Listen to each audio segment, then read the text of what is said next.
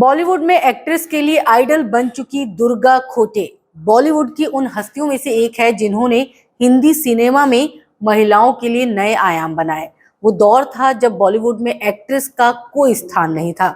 महिलाओं का किरदार भी पुरुष ही निभा लिया करते थे।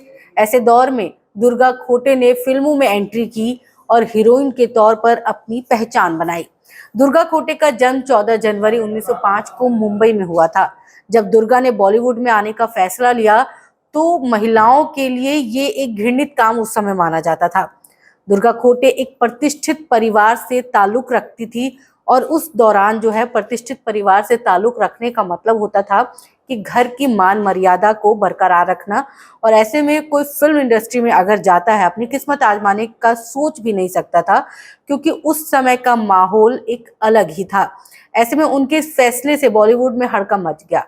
फिल्मों में आने के लिए दुर्गा खोटे को कई तरह की बातें सुननी पड़ी, लेकिन वो अपने इरादे की पक्की निकली। 18 साल की उम्र में ही दुर्गा की शादी एक बेहद अमीर खानदान में कर दी गई। दुर्गा के पति का नाम विश्वनाथ खोटे था। दोनों का वैवाहिक जीवन बहुत अच्छा चल रहा था। दोनों के 2 बेटे भी हुए। विश्वनाथ मैकेनिकल इंजीनियर थे उस वक्त, जब दुर्गा 20 साल की हुई ही थी कि उनके पति का निधन हो गया। 18 साल में शादी और 20 साल में पति को खोने का दुख। इसके बाद दुर्गा खोटे को आर्थिक तंगी से जूझना पड़ा। दुर्गा अपने बेटों के साथ ससुराल में रहती थी, लेकिन कुछ समय बाद दुर्गा को लगने लगा कि उन्हें खुद ही कुछ काम करने की जरूरत है। दुर्गा पढ़ी लिखी थी क्योंकि वो संपन्न परिवार से उस समय में आती थी। दुर्गा ने पैसे कमाने के लिए सबसे पहले ट्यूशन का सहारा लिया। छोटे छोटे बच्चों को अपने घरों में ही वो ट्यूशन देने लगी। फिर एक दिन उन्हें फिल्म फरेबी जाल में काम करने का प्रस्ताव मिला। ये वो दौर था जब बोलती फिल्मों की शुरुआत हुई ही थी। पैसे की मजबूरी के चलते दुर्गा ने रोल को स्वीकार कर लिया। फिल्म में दुर्गा का रोल महज 10 मिनट का था, जिसके कारण उन्हें फिल्म की कहानी के बारे में कोई जानकारी नहीं दी गई। फिल्म रिलीज हुई तो खराब कंटेंट की वजह से दुर्गा को सामाजिक आलोचना का सामना करना पड़ा। आलोचनाओं के चलते दुर्गा फिल्म इंडस्ट्री में अपने पहले कदम में ही लड़खड़ा गई और उन्होंने फिल्मों से अपने कदम वापस खींच लिए।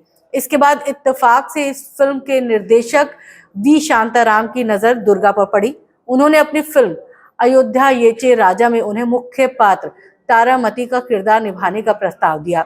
ये फिल्म हिंदी और मराठी भाषा में प्रभात स्टूडियो के बैनर तले बनाई गई। जब दुर्गा को प्रस्ताव मिला तो उन्होंने पहले मना कर दिया, क्योंकि दूध का जला छाछ भी फूक फूक कर पीता है, ये कहावत तो आपने सुनी होगी। और ठीक यही दुर्गा खोटे के साथ भी हुआ, क्योंकि पहली फिल्म में उनको आलोचनाओं का सामना करना पड़ा था। लिहाजा उन्होंने दूसरी फिल्म जब उनको मिली, ऑफर हुई, तो उन्होंने इनकार कर दिया। फिर शांताराम के समझाने पर दुर्गा ने खुद को दूसरा मौका दिया। फिल्म के रिलीज से पहले दुर्गा बहुत ही घबराई हुई थी। उन्हें डर था कि कहीं पहली फिल्म की तरह उन्हें इसके लिए भी आलोचनाओं का सामना न करना पड़े।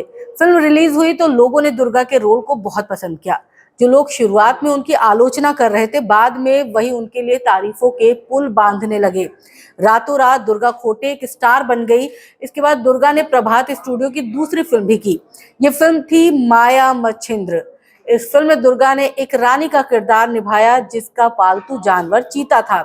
इस फिल्म के बाद तो दुर्गा को हीरोइन का तमगा मिल चुका था। दुर्गा ने हिंदी और मराठी के अलावा बंगाली फिल्मों में भी काम किया। दुर्गा के 2 बेटे थे, हरिन और बकुल। फिल्में करने के दौरान ही दुर्गा के एक बेटे हरिन का निधन हो गया। इससे दुर्गा खोटे को गहरा सदमा लगा था। दुर्गा का सबसे यादगार किरदार फिल्म मुगले आजम में जोधबाई का था। दुर्गा खोटे ने फिल्म निर्माण में ही अपना हाथ आजमाया। ये वो दौर था जब महिलाएं फिल्मों में अभिनय करने तक ही सीमित थी, क्योंकि वो अभिनय कर रही थी, लेकिन फिल्म निर्माण एक बहुत बड़ी चीज थी जिसमें महिलाएं अभी तक सामने नहीं आई थी। लेकिन दुर्गा खोटे, उन्होंने महिला सशक्तिकरण का ये दौर भी देखा। दुर्गा ने अपने दूसरे पति राशिद खान के साथ फैक्ट फिल्म प्रोडक्शन हाउस के लिए कई शॉर्ट फिल्में बनाई, जिनकी काफी सराहना भी हुई। दुर्गा हमेशा से विदेशी फिल्म फेस्टिवल में जाती थी। इस कारण उनके अंदर एक अच्छी फिल्म का निर्माण करने की समझ आ चुकी थी। दुर्गा खोटे ने लगभग 50 साल फिल्मी दुनिया में काम किया और करीब 200 फिल्में की। उन्हें दादा साहब फाल्के पुरस्कार से सम्मानित भी किया गया। दुर्गा खोटे ने ज्यादातर मां के किरदार को सिल्वर स्क्रीन पर निभाया। उनकी आखिरी फिल्म कर्ज सन 1980 में आई। इसके बाद बिगड़ते स्वास्थ्य के कारण उन्होंने फिल्मी दुनिया को अलविदा कह दिया। 1991 में दुर्गा खोटे ने दुनिया को अलविदा कह दिया।